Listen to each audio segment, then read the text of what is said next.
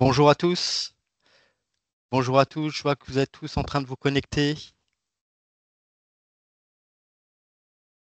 Bonjour à tous et bienvenue donc dans ce webinaire dédié au comité social et économique, donc fonctionnement et renouvellement.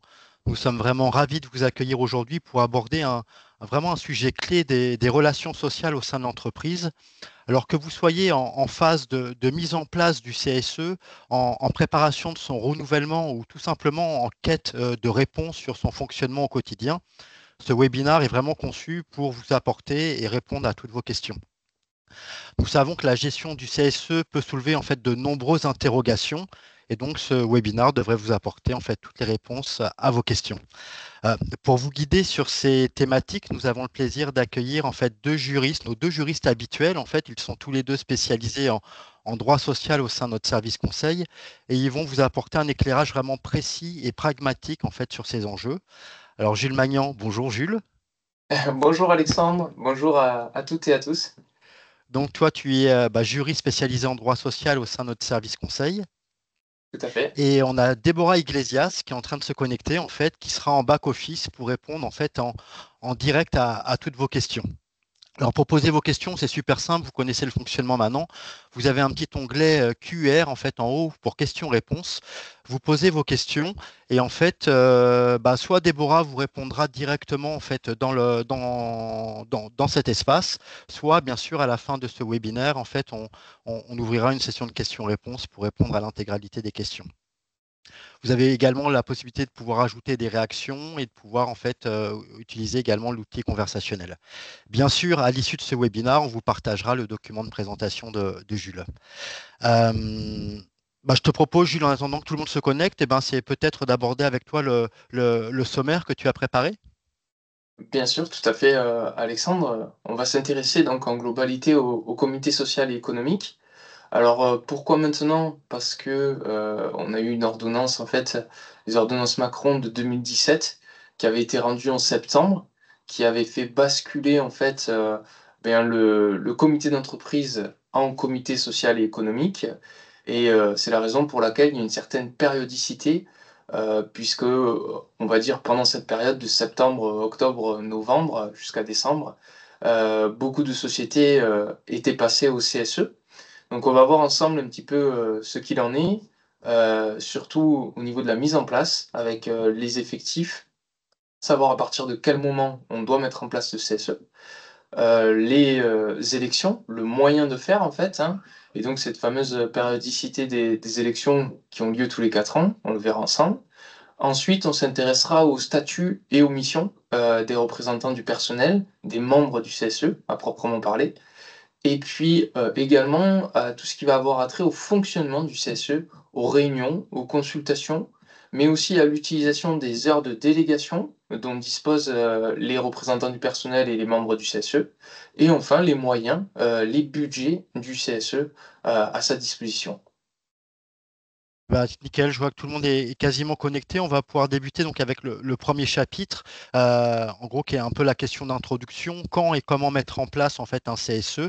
Et on va aborder avec toi en fait Jules les seuils d'effectifs nécessitant la mise en place d'un CSE, les critères et les étapes à respecter pour une mise en place surtout qui soit conforme. C'est ça. C'est la mise en place du CSE est obligatoire, il faut le savoir, hein, à partir du moment où on atteint le seuil de 11 salariés ou plus pendant 12 mois consécutifs.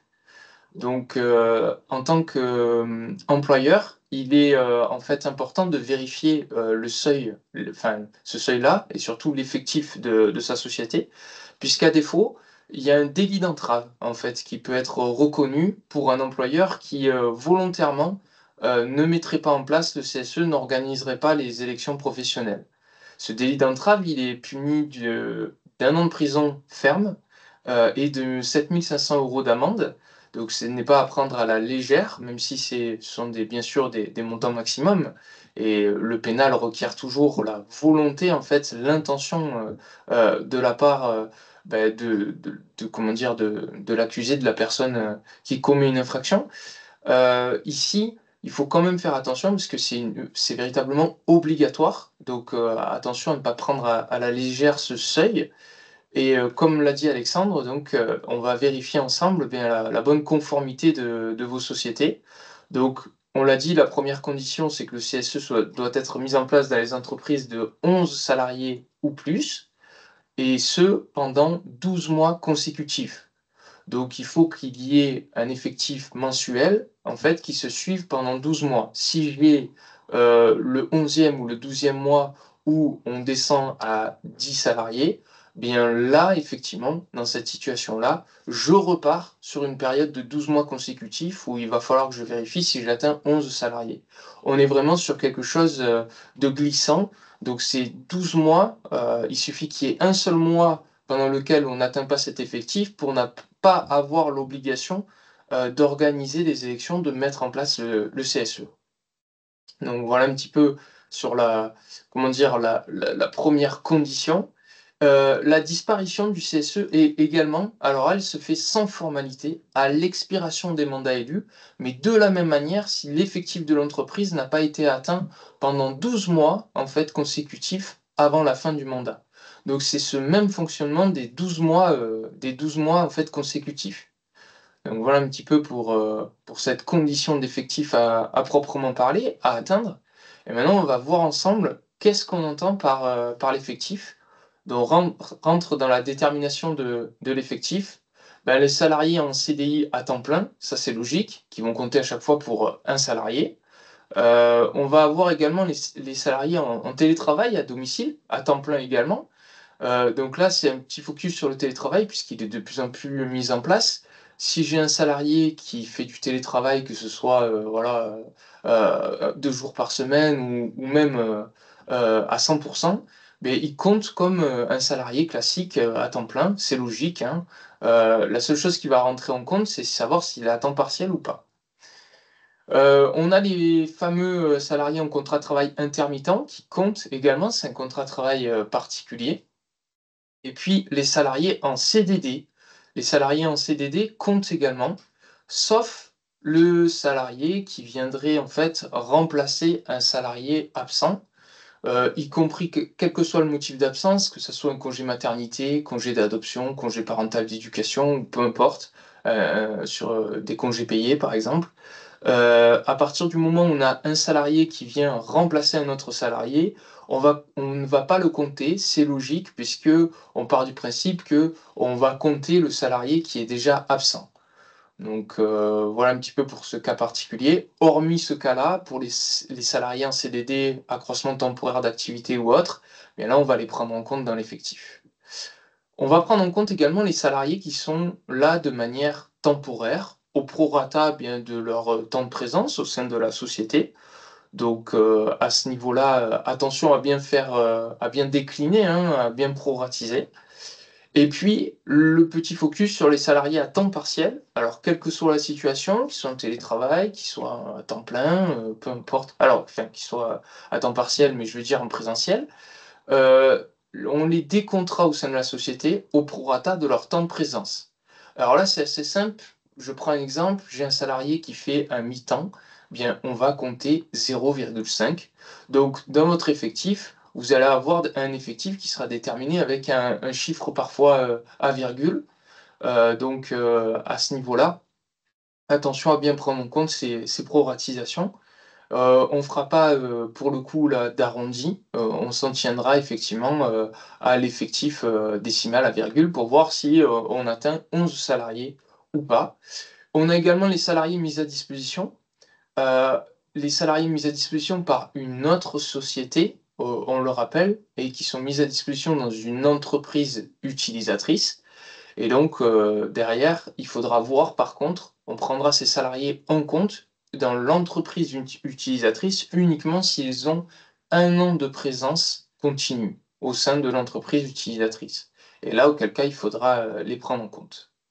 Alors, ce qu'on peut remarquer dans cet effectif, c'est la situation particulière des stagiaires, par exemple. Les stagiaires ne sont pas pris en compte dans la détermination de l'effectif, car ils ne sont pas salariés à proprement parler, mais ils sont bien stagiaires et ils reçoivent une gratification selon les cas et non un salaire.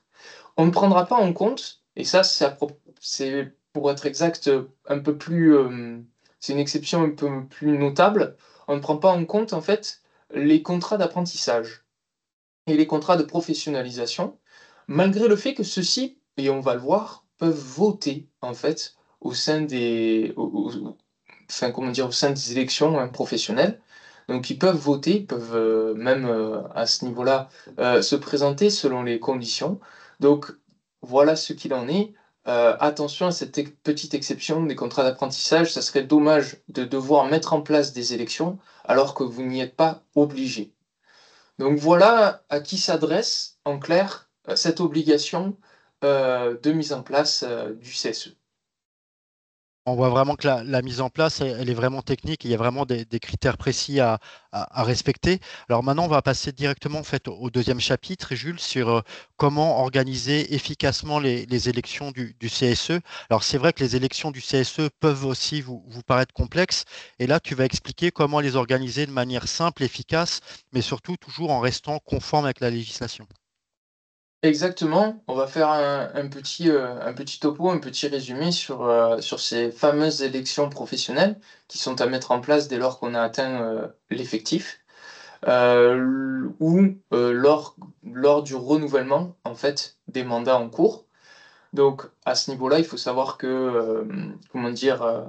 Les salariés qui seraient élus membres du CSE le sont pour un mandat de 4 années, c'est ce que prévoit la loi. Il est possible toutefois de négocier après un délai inférieur, jusqu'à 2 ans au minimum, mais on ne vous invitera pas à le faire étant donné que l'organisation, la mise en place des élections professionnelles est une procédure assez complexe. C'est même la procédure la plus complexe, autrement dit, que l'on puisse retrouver en fait, dans le code du travail. Donc attention à ce niveau-là, à bien voilà, vous faire, comment dire? Assister, bien tout simplement par un professionnel ou en tout cas à bien organiser, bien voir tous les points précis de ces différentes élections professionnelles. Alors c'est le cas, effectivement de notre service. On peut bien sûr vous assister à la mise en place des élections professionnelles pour un montant de 750 € hors taxes et on ira même jusqu'à vous proposer avec, notre partenaire, Agrumes, bien de mettre en place ces fameuses élections, par le biais du vote électronique pour, voilà, vous faciliter un petit peu la tâche. Donc, comme vous le voyez apparaître à l'écran, une procédure un petit peu longue dans le temps, donc à respecter. On va commencer, tout d'abord par l'information du personnel, qui doit, s'effectuer, qui donne en fait, bien le comment dire? Le départ de ces élections. Cette information peut se faire par affichage, par tout moyen, mais également sur les panneaux d'affichage prévus à cet effet au sein de la société. On peut prévoir, d'afficher la note, d'information du personnel sur l'intranet de la société et également l'adresser à tous les salariés en fait, qui ne pourraient pas se rendre sur, les lieux d'exécution du travail, notamment dans le cas où on disposerait de salariés en fait, qui seraient des salariés, itinérants. Cette note d'information doit informer les salariés que on organise en fait les élections professionnelles, mais également on va donner une date, attention, estimative de la première, du premier tour des élections. C'est vraiment une date, donnée à titre d'estimation puisqu'on pourra revenir dessus par la suite. Qu'est-ce qu'il en est ensuite? Dans les entreprises de 11 à 20 salariés, petite exception, compte tenu du faible effectif, il faut, avant de passer à l'étape, supérieure, à l'étape, qui suit, il faut, qu'un salarié se manifeste pour informer sa volonté, en fait, d'être candidat aux élections professionnelles et ce, dans les 30 jours qui suivent l'information du personnel. À défaut, si la direction, n'a, reçu aucun document écrit de la part de ce salarié qui se manifesterait candidat, bien, il n'y a pas l'obligation d'inviter les syndicats, il n'y a pas l'obligation d'organiser un premier ou un deuxième tour des élections et donc pas d'obligation derrière, de continuer ce processus électoral. Il suffira de rédiger un procès-verbal de carence pour dire que aucun salarié ne s'est porté candidat et vous serez tranquille pour la suite. Alors que se passe-t-il en cas de procès-verbal de carence, c'est-à-dire lorsque on n'a aucun salarié qui ne s'est présenté aux élections? Eh bien, il faut établir ce procès-verbal qui va vous couvrir pendant 6 mois, 6 mois durant lesquels vous n'aurez aucune obligation d'organiser les élections. Et puis par la suite, à la suite de ces 6 mois, pendant en fait 3 ans et demi, jusqu'à la fin des 4 années, bien vous aurez en clair l'obligation d'organiser les élections uniquement à la condition qu'un salarié se manifeste pour vous demander de les organiser. À défaut, pas d'obligation. Donc, peu importe que le seuil d'effectif soit atteint, vous n'aurez pas à les organiser car vous les avez déjà organisés et vous avez eu un procès-verbal de carence. Donc voilà un petit peu ce qu'il fallait dire par rapport à cette exception. Sinon, à défaut, il faut inviter les syndicats. Il est sage de le faire dans le même jour que l'information du personnel. Il faut les inviter par courrier recommandé avec accusé de réception pour garder la preuve de votre démarche. Et qui on invite? On invite les 5 organisations syndicales représentatives en France. Donc, vous avez la liste que vous retrouvez sur le ministère du Travail. On peut citer notamment la CGT, la CFDT, Force ouvrière, la CFTC et la CFE-CGC. C'est les 5 en fait, organisations syndicales représentatives en France à inviter obligatoirement par courrier. On les invite 15 jours maximum avant la première réunion de négociation. Et donc, on les invite, pourquoi? Pour les informer, première chose, qu'on est en train d'organiser les élections. Deuxième chose, qu'elles peuvent venir négocier, en fait, le protocole d'accord préélectoral.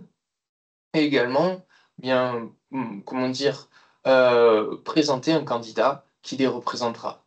Lors de cette première réunion de négociation que vous voyez apparaître en fait à l'écran ici, cette première réunion de négociation, on négocie le protocole d'accord préélectoral qui est un accord particulier. Ce protocole d'accord, il prévoit bien tout simplement le nombre en fait de sièges à pourvoir du fait de l'effectif, également le nombre d'heures de délégation dont disposeront bien les membres du CSE.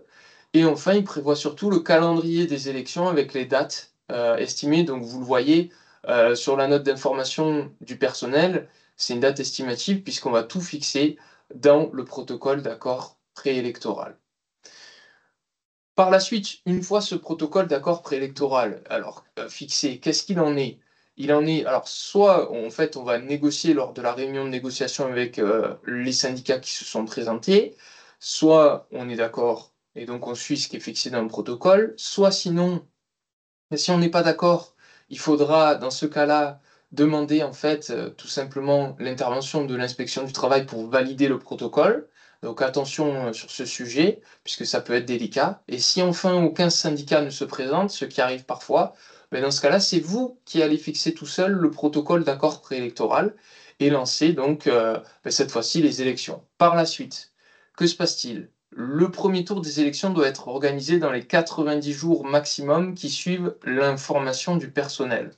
Pour ce faire, il va falloir établir les listes électorales, c'est-à-dire les listes en fait, bien tout simplement des potentielles personnes qui peuvent voter, des potentiels salariés qui peuvent voter.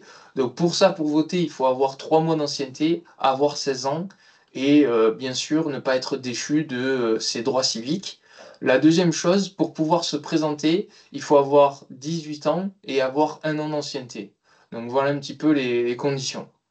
Bien sûr, dans tous les cas, il ne faut pas être assimilé à la direction, ne pas avoir de poste de travail qui soit assimilé au niveau des élections, au niveau de la direction, pardon, ou ne pas être un membre de la famille de la direction. Ensuite se tient le premier tour. Premier tour, au niveau du premier tour, c'est simple. Une fois qu'on a déterminé les candidats peuvent faire leur propagande électorale. On prévoit les bulletins de vote pour chaque candidat, en sachant qu'au premier tour, seuls les candidats mandatés par une organisation syndicale, qui dispose en fait d'un mandat, c'est-à-dire un document écrit des organisations syndicales, qui indique qu'ils les représentent, bien, seuls eux peuvent se présenter. Alors, il ne s'agit pas de, attention, de l'adhésion à un syndicat, ça regarde le salarié, c'est personnel. Par contre, il s'agit d'un mandat, c'est-à-dire un document écrit de la part du syndicat qui indique ce salarié va les représenter. Si personne n'est venu, il y a carence, donc on passe au deuxième tour des élections. Au deuxième tour peuvent se présenter tous en fait membres du personnel, tous salariés, et donc on va pouvoir élire en fait ces candidats-là qui seront élus membres du CSE si, bien sûr, le quorum, en fait, au niveau des résultats est atteint, déjà première chose, et s'il y a eu bonne répartition en fonction des votes, bien, de la situation. Attention à ce sujet, puisque un bureau de vote doit être prévu tout au long de ces élections. Euh, il doit être déterminé dans le protocole d'accord préélectoral. À défaut, ce seront les deux salariés les plus âgés et le salarié le plus jeune qui constitueront le bureau de vote, un président du bureau et deux assesseurs pour déterminer le résultat des élections. Alors attention, parce qu'il y a des règles très particulières au niveau du décompte des voix, notamment lorsqu'il y a des ratures, des bulletins raturés. On applique le code électoral, donc c'est comme pour les élections présidentielles. Là, il faut vraiment vous faire encadrer ou en tout cas bien vérifier ce que vous faites. Et ensuite, il y aura un procès-verbal à établir, à déposer auprès, en fait, bien tout simplement de l'inspection du travail, du service du ministère du Travail, avec une commission particulière, la CNETP, et il faudra afficher les résultats. Le mandat pourra commencer à ce niveau-là jusqu'à la date d'expiration des mandats dans 4 ans. Enfin, il faut indiquer qu'on doit obligatoirement inviter les syndicats au maximum 2 mois avant la fin des mandats en cours, donc bien prendre en compte la date d'expiration pour ne pas être en retard. À défaut, sinon, vous risquez un délai d'entrave. Voilà un petit peu tout ce que l'on pouvait dire sur cette procédure un petit peu complexe voilà, qui est prévu dans le Code du travail. Ah, merci beaucoup, Jules, pour toutes ces précisions. On va pouvoir passer en fait au troisième chapitre de notre webinar, donc consacré en fait aux missions et responsabilités du CSE. En gros, quelles sont les missions et le rôle du CSE au sein de l'entreprise, et on va vous expliquer en fait les contours pour un bon fonctionnement efficace. Tout à fait. Effectivement, il faut se poser la question de savoir quel est le statut de mes membres du CSE une fois qu'ils ont été élus. Ben, ces membres du CSE, ce sont des salariés protégés. Donc attention, si vous mettez en œuvre une procédure de sanction disciplinaire, licenciement, rupture conventionnelle, il va falloir demander l'autorisation à l'inspection du travail, qui aura un délai de 2 mois pour statuer, ce qui va alourdir vos procédures. Donc, méfiance sur les membres du CSE qui disposent d'une protection. Il faut l'autorisation de l'inspection du travail pour, bien sûr, rompre leur contrat de travail. Pour ce qui est des missions, effectivement, attention, puisque là, on rentre dans le fonctionnement du CSE. Comme toujours, il y a un délit d'entrave. Il ne faut pas entraver les missions des membres du CSE. À défaut, on risque, alors là, pour le coup, uniquement une amende de 7 500 euros. Mais voilà, il faut respecter les missions des membres du CSE. Alors, quelles sont-elles? Vous allez les voir apparaître à l'écran. Dans les entreprises de 11 à 49 salariés, on retrouve les compétences en fait des anciens délégués du personnel pour les plus âgés d'entre nous, avec des réclamations individuelles ou collectives des salariés à faire parvenir à la direction. C'est la raison pour laquelle ils ont des heures de délégation pour pouvoir s'entretenir avec les salariés de votre société et ainsi faire remonter lors des réunions les réclamations, qu'elles soient individuelles ou collectives des salariés. Il y a également un droit d'alerte que vous voyez apparaître à l'écran. Ce droit d'alerte, on va le retrouver en fait, peu importe l'effectif, en cas d'atteinte aux droits des personnes, avec une possibilité de saisine directement de l'inspection du travail par un membre du CSE qui aurait vent d'une atteinte voilà, aux droits des personnes, mais également à la sécurité, à la santé des salariés, ou aux conditions de travail des salariés. Donc attention, puisque le membre du CSE en question n'aura pas besoin de réunir le CSE dans son intégralité, pourra tout de suite faire valoir son droit d'alerte, informer l'inspection du travail et en tant qu'employeur, vous serez tenu de réaliser une enquête que vous voyez apparaître également en bas de l'écran. Vous serez obligé de réaliser une enquête en cas d'accident du travail, maladie professionnelle ou même une atteinte aux droits des personnes en cas de droit d'alerte, d'activation du droit d'alerte du membre du CSE. Cette enquête, attention, elle est différente, elle est à différencier de celle que l'employeur met en place au sein de sa société dès lors qu'il rencontre une difficulté du style harcèlement, discrimination, etc.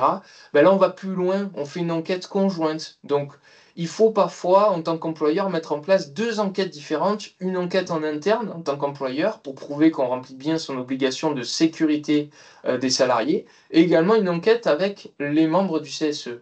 Donc attention sur cet aspect-là. Enfin, il faut dire que depuis la mise en place du CSE, ça remonte quand même à 2017, mais il n'y a plus de consultation, que ce soit sur la formation professionnelle comme sur le CICE, qui a disparu depuis. Donc voilà, ça allège un petit peu les missions du salarié, les missions, pardon, des membres du personnel, et puis également de l'employeur. Pour les entreprises de 50 salariés et plus, on retrouve les mêmes compétences. En fait, les mêmes compétences sont reprises à ce niveau-là dans le CSE de 50 salariés ou plus. Par contre, la nouveauté, c'est qu'il y a une gestion en fait d'un budget de fonctionnement, d'un budget des activités sociales et culturelles.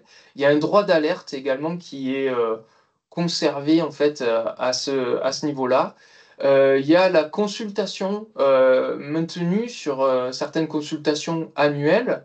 Donc il y a 3 réunions annuelles enfin 3 consultations obligatoires à chaque fois annuelles. Il y a la base de données économique et sociale qui doit être mise en place et environnementale également maintenant, puisqu'elle prend en compte des données environnementales.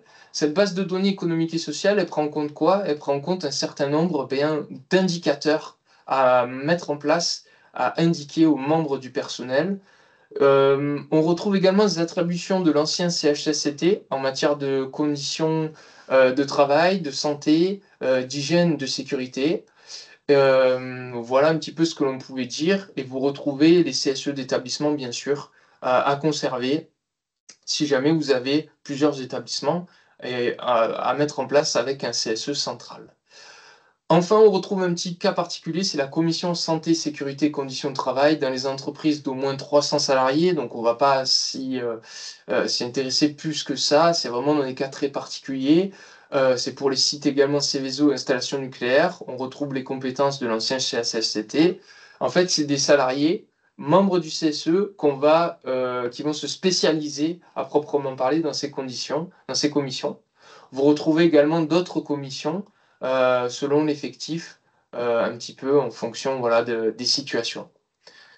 Voilà un petit peu pour les missions des membres du CSE. On va pouvoir enchaîner avec la quatrième partie. Merci beaucoup, Jules, pour ces explications. La quatrième partie va être consacrée vraiment quelles sont les obligations légales pour les réunions et les consultations du CSE. En gros, comment gérer ces réunions et ces consultations obligatoires. Et bah, tu vas nous dévoiler un peu les obligations légales, mais surtout comment on peut essayer de les intégrer dans la gestion quotidienne. C'est ça. Alors au niveau des obligations légales, déjà, c'est une réunion une fois tous les 2 mois, en fait.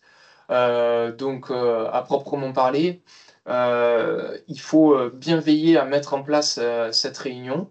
La première réunion du CSE est la plus importante puisqu'elle a 2 objets obligatoires, c'est la désignation du secrétaire et du trésorier du CSE, obligatoirement, à la majorité des membres présents et également, voilà, la majorité des voix exprimées par les membres ayant le droit de vote et également l'élaboration du règlement intérieur du CSE qui est indispensable, donc puisque le CSE va déterminer dans le règlement intérieur les modalités de son fonctionnement, celles de ses rapports avec les salariés de l'entreprise, alors il faut savoir également, on peut prévoir de mutualiser les heures de délégation, c'est-à-dire qu'un membre élu du CSE peut décider de donner ses heures de délégation à un autre membre.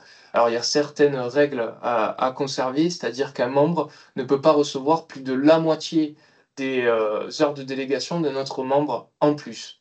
Donc voilà un petit peu. Également peuvent être décidés de mettre en place des bons de délégation pour superviser avoir un délai de prévenance pour l'employeur dans l'utilisation des heures de délégation. Les réunions, donc l'organisation de la réunion à proprement parler. Alors, la loi, elle impose combien de réunions par an? On l'a dit, c'était une réunion en fait une fois tous les 2 mois. Alors bien sûr pour les entreprises de moins de 300 salariés, au-delà c'est une fois par mois, d'accord? Donc attention à bien respecter cette, obligation. Qui fixe l'ordre du jour d'une réunion du CSE? Bien, c'est tout simplement en fait, le président du CSE qui est l'employeur et le secrétaire du CSE et qui le fixe de manière conjointe. Il faut trouver un accord, sur ce sujet.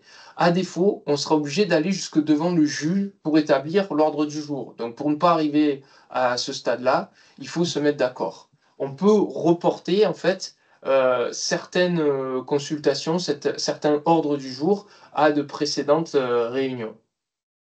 Donc, il en va de même d'ailleurs pour le procès-verbal. On va pouvoir enchaîner directement en fait avec le cinquième chapitre. En gros, quels sont les droits des élus du CSE, notamment en matière d'heures de délégation. Bah, justement, on va aborder cette notion d'heures de délégation. Combien de temps les élus du CSE peuvent-ils se consacrer à leur mission CSE sans impacter leur productivité?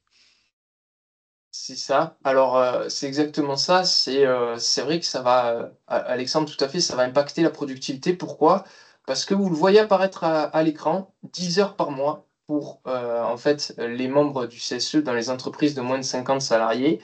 Ce qui fait beaucoup sur un 35 heures. On va avoir 10 heures, en fait, pendant lesquelles le salarié élu pourra se consacrer pleinement à son rôle de membre du CSE.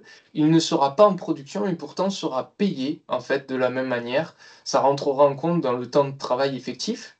Dans les entreprises d'au moins 50 salariés ou plus, on commencera par 18 heures par mois minimum, et puis ensuite, ça sera en fonction de l'effectif, ce sera croissant, sauf évidemment le cas où on a des dispositions qui sont plus favorables, qui ont été négociées avec l'employeur dans le protocole d'accord préélectoral que l'on a vu précédemment, le PAP, ou sinon dans la convention collective, ou par un accord, ou le règlement intérieur d'ailleurs, à proprement parler, plus tard. Sauf circonstances exceptionnelles, le temps de délégation doit être payé à l'échéance normale, c'est-à-dire qu'il doit être payé en même temps que le salaire. L'employeur ne peut pas contester, bien que parfois ce soit le cas, l'usage qui en a été fait. Alors, même si vous vous apercevez que votre membre du CSE n'utilise pas ses heures de délégation à bon escient, il n'en fait rien, qu'il en profite pour vaquer à ses occupations personnelles, aller faire ses courses par exemple, eh bien derrière, il faut quand même payer ces heures-là, les contester par la suite. À défaut, sinon, vous serez redevable du paiement de ces heures, c'est vous qui serez en tort en tant qu'employeur. Enfin, lorsqu'un délégué du personnel élu suppléant remplace un délégué du personnel titulaire qui serait absent, il bénéficie du créditeur de ce dernier.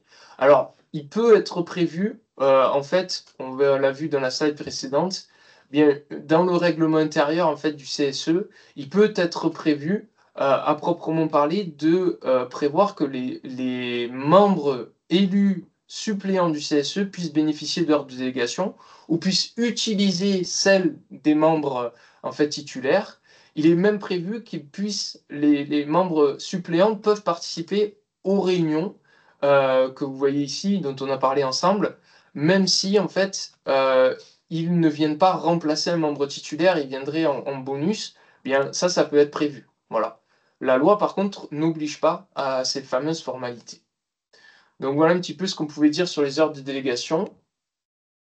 On va pouvoir aborder le dernier chapitre de notre webinaire, donc le chapitre 6 consacré bah, au budget du CSE. Alors à la fois sur la partie fonctionnement et vous avez compris activité sociale.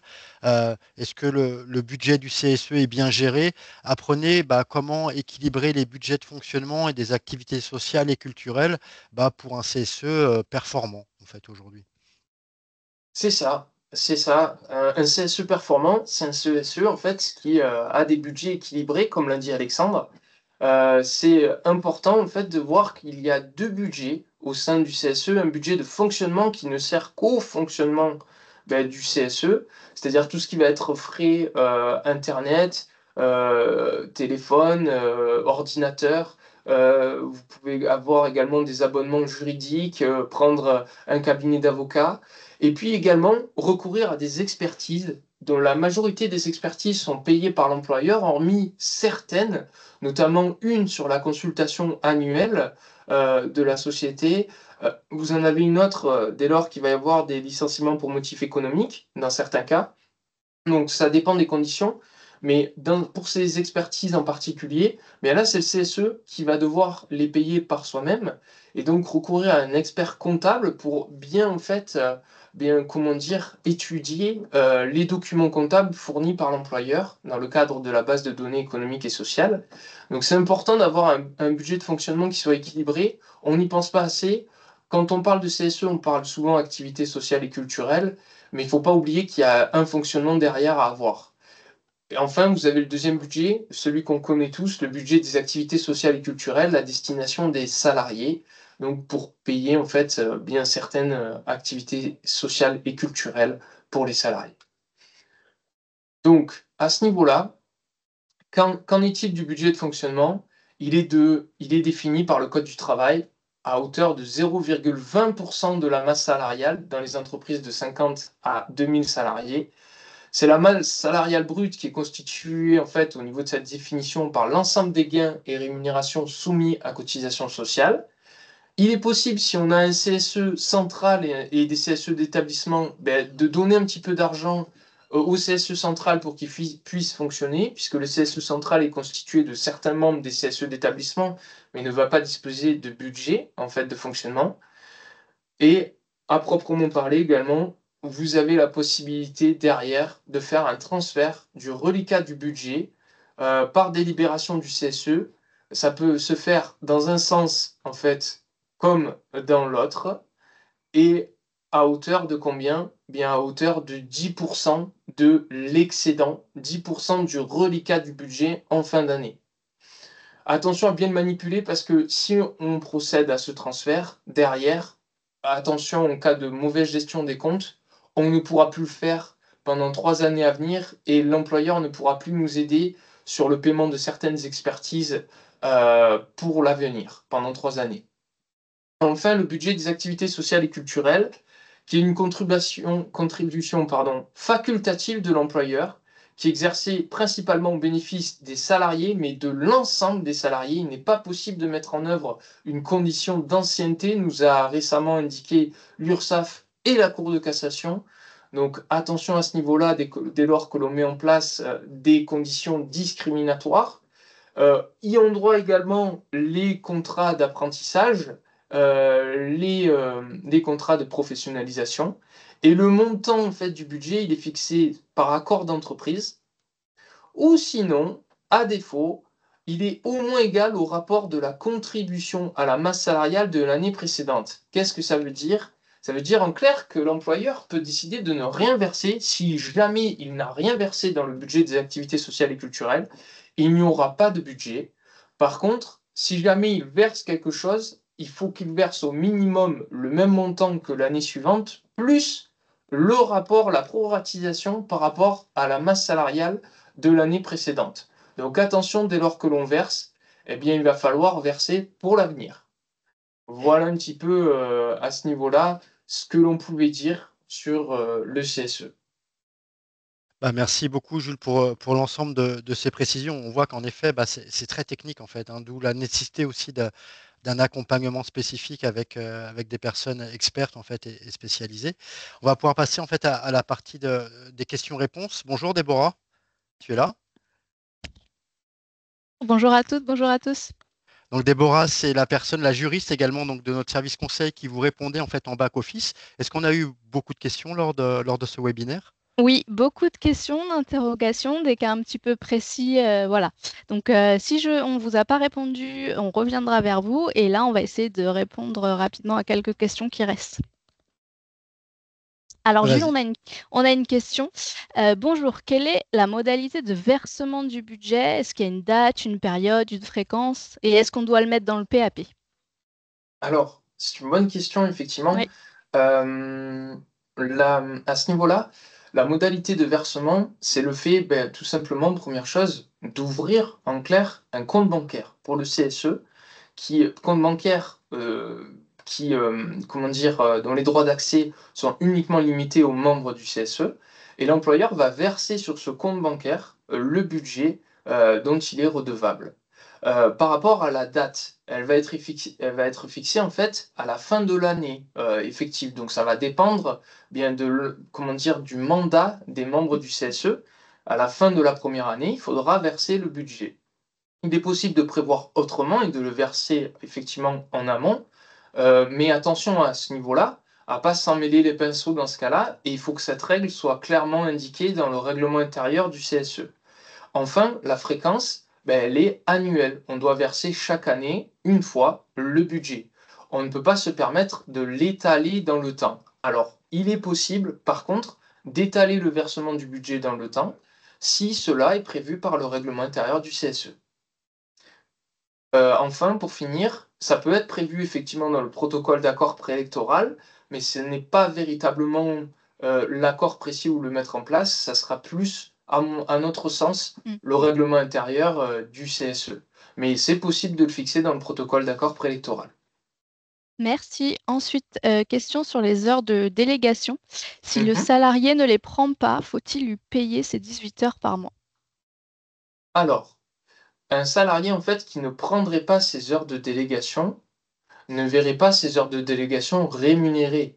C'est à la libre détermination du membre du CSE qui dispose d'heures de délégation de les prendre ou non. Pour cela, il doit quand même prévenir l'employeur.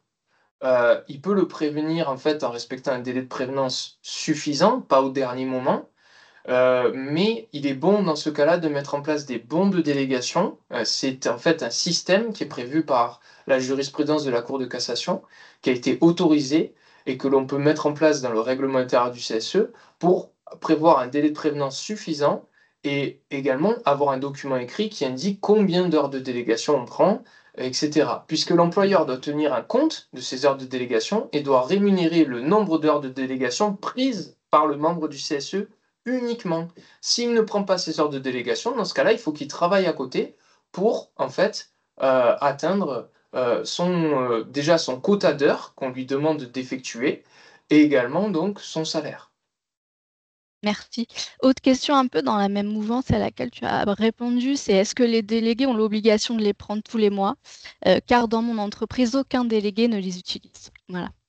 Si aucun délégué ne les utilise, ça ne concerne pas en fait l'employeur. Comme je l'ai dit, un membre du CSE est effectivement libre de prendre ou non ses heures de délégation. L'employeur ne doit surtout pas en fait intervenir, puisque dans ce cas-là, il commettrait une entrave au fonctionnement du CSE, puisqu'il viendrait en fait se mêler de la prise d'heures de délégation, ce qui est grave. Donc il faut laisser les membres les prendre ou non, c'est eux que ça regarde, et puis s'ils ne les prennent pas, bien après, ça n'est pas de votre ressort en tant qu'employeur. Merci. Maintenant, sur le budget, on a une question. Cela signifie que quand on a moins de 50 salariés, on n'a pas d'obligation de mettre un budget CSE ou pas? Exactement, tout à fait. Aucune obligation de mettre en place un budget du CSE. C'est uniquement dans la version plus de 50 salariés ou plus. Et à proprement parler, que se passe-t-il quand en cours de mandat, bien, on dépasse en fait cet effectif? Alors comment est-ce qu'on sait qu'on est à plus de 50 salariés et qu'on va devoir mettre en place les budgets? Bien, c'est dès lors qu'on va en fait atteindre pendant 12 mois consécutifs plus de 50 salariés. Donc ça peut arriver en cours de mandat. Il faudra attendre encore 12 mois par la suite, donc en clair 2 ans, pour mettre en place ces nouvelles dispositions, ce CSE version plus de 50. On ne fera pas d'élection par contre partielle, hormis si on se retrouve dans le cas d'élection partielle, mais on n'élira pas les membres du CSE en plus parce qu'on a dépassé 50 salariés. On s'en tient à ce qui est prévu dans le protocole d'accord préélectoral. Et enfin, on mettra en place le budget et les nouvelles missions des membres du CSE version 50 salariés et plus, uniquement si on est à moins de 6 mois, si on est à plus de 6 mois avant la fin des mandats. Si on est à moins de 6 mois avant la fin des mandats, là, on va attendre les nouvelles élections. Merci. Et donc, quelqu'un a réagi en disant donc on n'a pas de trésorier à élire lors de cette fameuse première réunion des CSE si on est à moins de 50. Exactement, tout à fait, c'est ça. Je propose regarde si nous avons d'autres questions ou pas, Alexandre. Bah oui, une dernière Ok. peut-être. On arrive déjà à l'échéance de notre webinaire. On avait dit midi 15. Voilà, peut-être une Voilà. dernière question avant la conclusion. Alors, une dernière question. Le paiement des heures CSE, c'est à part dans le salaire? Question pratique. Alors, le paiement des heures de délégation ne doit pas apparaître en Mm. fait sur le bulletin de salaire pour la bonne et simple raison que derrière, ça pourrait constituer un motif de discrimination. Donc, à proprement parler, il ne faut pas le faire figurer en fait sur le bulletin de salaire. Il ne faut pas que derrière le bulletin de salaire puisse permettre d'identifier si un salarié est membre du CSE ou pas. Salarié protégé. Exactement. Bah, merci beaucoup, Jules et Déborah, pour toutes ces précisions apportées. Bien sûr, je vous rappelle que notre service conseil est disponible pour l'intégralité de nos clients avec cette adresse mail que vous voyez apparaître en bas, conseil@pay-rh.com. Et bien sûr, si vous avez des questions supplémentaires, ils seront là pour vous répondre. Merci à vous pour votre participation. On espère vraiment que vous avez apprécié ce rendez-vous et surtout que nous avons répondu en fait clairement à toutes vos questions.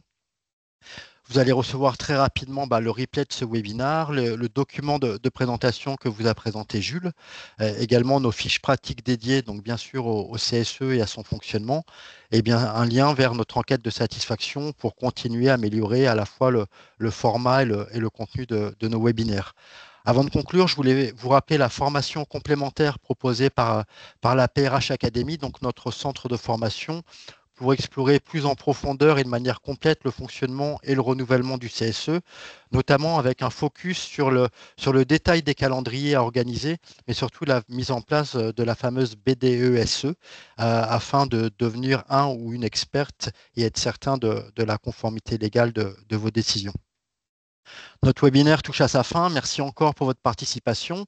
On vous donne rendez-vous le mois prochain. Alors, on a déjà fixé la date. Ça sera le 12 novembre, pour être précis, avec un nouveau webinaire. Et je te laisse dévoiler le thème du webinaire, Jules. Ça sera forme et optimisation de la rémunération, Alexandre. OK, donc en gros, on a mis un petit sous-titre en dessous, c'est quels sont en gros les leviers à activer pour redonner du pouvoir d'achat à vos collaborateurs tout en limitant l'impact sur vos cotisations. C'est bien résumé déjà, j'essaie toujours de... Parfait, c'est tout simplement parfait. Donc un sujet Bah, intéressant pour vous. je te laisse finir, Jules.